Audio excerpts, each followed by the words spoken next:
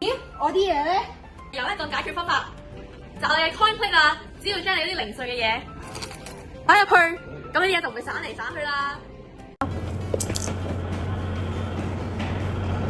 喂，你把間尺咧？我又大，不過得人見咗。又藉口，你咧？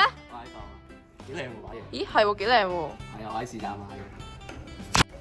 吓，手機點解濕晒嘅？咦，你係手濕嘅，係咪杯嘅問題啊？你要唔要試下套呢一個杯套？呢個杯套喺市集度買翻嚟㗎。好啊，好啊。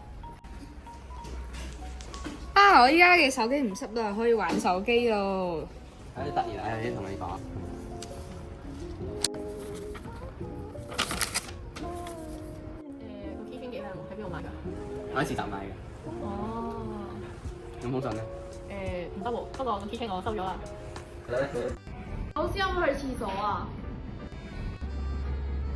老師可唔可以去廁所？一日咁多水都唔使去廁所嘅，因為個杯夠細咯。啲字又幾得意喎，喺邊度買㗎？我喺市集度買㗎。哦，使唔使幫手啊？要啊要啊！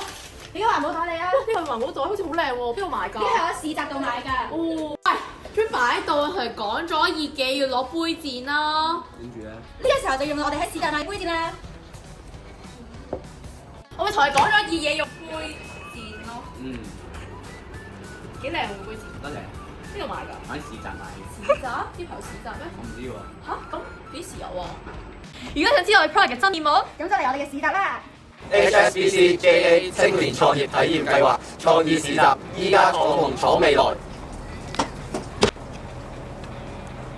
3月7及8號，約埋朋友仔一齊嚟啟德零售館1及2支持我哋嘅自家設計，到時見，拜拜。